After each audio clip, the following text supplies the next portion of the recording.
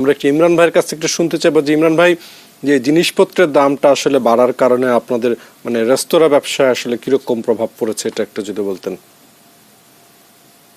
সারা বাংলাদেশে সমস্ত রেস্তোরাঁয় কিন্তু একটা বিশাল এফেক্ট পড়েছে, কারণ শুধু জিনিসপত্র বাড়লে রেস্তোরাঁ সেল কমে না, মানুষের ব্যয়টা কমে যায়, কারণ মানুষকে অন্য জায়গায় অ্যাডজাস্ট করতে হয়, তারা রেস্তোরাঁ খাওয়া কমিয়ে দেয় এবং রেস্তোরাঁয় যেভাবে আগে খাওয়া দাওয়া করতো সেভাবে খাচ্ছেন। তো আমাদের অন এভারেজ 30 থেকে 35% সেল কম আছে। আমরা আছি একটা মহাবিপদে, আমরা না পারি দাম বাড়াতে, না পারি বেঁচে থাকতে, না পারি শ্রমিকদের বেতন বাড়াতে।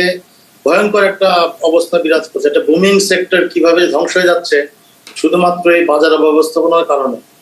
আপনারা বললেন, স্যার বললো, শুনলাম, এর আগে বিজ্ঞ আলোচকরা বললেন, কিন্তু আসলে বলে বলে তো সব সময় চলে যাচ্ছে, কিন্তু কেউ কি কোনো কিছু কেয়ার করছে?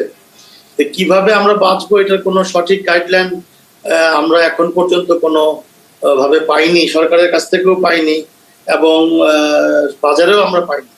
তো জানি না সামনের দিন কি আসতেছে, কারণ পলিটিক্যাল একটা ক্রাইসিস আসতেছে। এই ক্রাইসিসে আমরা ভয় পাচ্ছি যে একে তো করোনার পরবর্তী আমরা কাটিয়ে ওঠার, আমরা সবথেকে বেশি ক্ষতিগ্রস্ত ছিলাম, কাটিয়ে ওঠার সাথে সাথে ইউক্রেন যুদ্ধের কারণে আরেকটা বিশাল ক্ষতিগ্রস্ত অবস্থা। এখন যুদ্ধ তো আরো শুরু হয়েছে প্যালেস্টাইন থেকে শুরু করে অন্যান্য জায়গায়। এর সাথে আমাদের দেশের পলিটিক্যাল ক্রাইসিস, আমরা সবাই আতঙ্কিত যে আমরা এখন কোন দিকে যাব। এরপরে আছে যে সরকারি ব্যুরোক্রেসিতে আমাদের এই সেক্টর না, যে কোনো সেক্টরই এমন ভাবে টানাপোড়েন, এই লাইসেন্স সেই লাইসেন্স, এইটা লাগবে ওইটা লাগবে, না বিশ্বাস হয়ে গেছে ব্যবসায়ীদের। বহু ভালো ভালো ব্যবসায়ী ব্যবসা বন্ধ করে দিয়েছে, অনেকে দেশ ছেড়ে চলে গেছে। মানে এই দেশে আমার মনে হয় ক্ষুদ্র ব্যবসায়ীদের বাঁচার কোনো রাস্তা নেই। ট্যাক্সেশনে ভ্যাট দিয়ে দিয়েছে থার্ড পার্টিকে আদায় করার জন্য, এটা একটা ব্যবসা শুরু হয়েছে। এখানে কোনো ব্যবসায়ীদের সাথে আলোচনা নাই। প্রত্যেকটা অর্গানাইজেশন ছোট জগন্নাথ হয়ে আছে। ব্যবসায়ীদের নিয়ে যে কথা বলবে বিসিসিআই, সেইখানেও আপনার দলীয়করণ করা, সেখানের কোনো যোগ্য নেতৃত্ব এখন পর্যন্ত আসে নাই। সেই ওইখানে সিন্ডিকেট যারা, তারাই ওইখানে দায়িত্বে আছে, বা তারা সরকারের যারা দলীয়করণ করছে তারা ওইখানে আছে। ব্যাপারটা হচ্ছে কি, সমস্ত কিছু এমন একটা লেজে গোবরে আমাদের দেশের অবস্থা। কিন্তু আমরা তো বলে যাচ্ছি উন্নয়ন হয়েছে। কি উন্নয়ন হয়েছে? হ্যাঁ, উন্নয়ন হয়েছে, আমাদের রাস্তা হয়েছে, ব্রিজ কালভার্ট হয়েছে, আর মানুষের মগজ হচ্ছে আরো নিচে নেমেছে, মানুষের মাথা নষ্ট হয়েছে আরো নিচে। মানুষ তার মানবিক গুণ থেকে শুরু করে মানুষ আরো কি বলে করাপ্টেড হয়েছে আমাদের দেশ। আরো কিছু সেক্টরে, প্রত্যেকটা সেক্টরে 5-7 জন করে এত বড় বড় ব্যবসায়ী, তারা এমন ভাবে লুট করতেছে সাধারণ মানুষের টাকা, আর সরকার বলতেছে কোনো সমন্বয় নাই। ব্যুরোক্রেসিরা একজন আরেকজনের উপরে চাপাই দিচ্ছে। ব্যুরোক্রেটটা তো কোনো ভ্রুক্ষেপ নাই, তারা আছে প্লট নিয়ে যাবে, প্রমোশন নিয়ে যাবে। ভাই, আমরা বুঝতে পেরেছি আপনার কথাটা। আমরা আমাদের দুজন দর্শক, এই যে বলতে গেলে আপনারা থামাই দেন। না না না না, সেটা না। আমাদের দুজন দর্শক রয়েছেন ফোনে, আমরা দুজন দর্শকের কাছে যেতে চাই। ইমরান ভাই, আপনাকে ধন্যবাদ। হ্যালো, জি আসসালামু আলাইকুম। জি বলুন।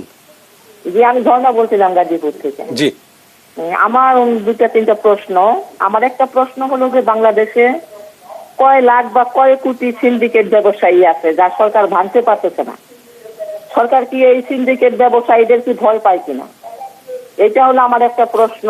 আর যে পণ্যটাই দাম বাড়িয়ে দেয় সেই পণ্যটাই আমদানি করতে চায় বা আমদানি করে, এই যে ভারত থেকে যে পেঁয়াজটা আসতেছে সেটাও আমরা 70 থেকে 75 টাকা কেজিতে কিনতেছি, তাহলে আমদানি করে লাভটা কি হলো? এটা হলো আমার আরেকটা প্রশ্ন হচ্ছে যে টিসিবির পণ্য 1 কোটি লোক পাচ্ছে, আসলে কি দেশের দরিদ্র মানুষ কি শুধু 1 কোটি আছে নাকি এর বাইরেও আছে? এটা সরকার কিভাবে ঘোষণা করে কিভাবে পাইলো যে 1 কোটি লোকই দরিদ্র, এদেরকে টিসিবির পণ্য দিতে হবে? বাকি লোকগুলি আসলে কি করবে? এটা আমার আরেকটা হইলো যে আসলেই কি ইউক্রেন রাশিয়ার যুদ্ধটাই কি আমাদের দেশে দায়ী কিনা?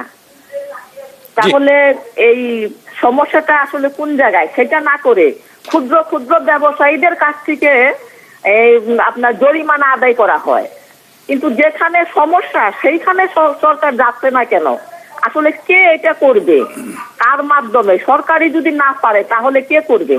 কালকে প্রধান, জি আপা, বুঝতে পেরেছি। আরো একজন দর্শক রয়েছেন ফোনে, আমরা ফোনটি নিচ্ছি। হ্যালো, আমি কৃষিবিদ মোহাম্মদ শাহাবুল্লাহ সরকার সিলেট থেকে বলছিলাম। আমার 2টা প্রশ্ন আছে। প্রথম প্রশ্ন হলো, আমরা এখন মনে করতেছি গত 2-3 বছরের অভিজ্ঞতার আলোকে আসলে বাজার সিন্ডিকেট কোনো সমস্যা না, বাজার সিন্ডিকেট তারা কোনো সবল না, এবং সরকারও হয়তো মনে করে যে বাজার সিন্ডিকেট বলতে আসলে কিছু নাই।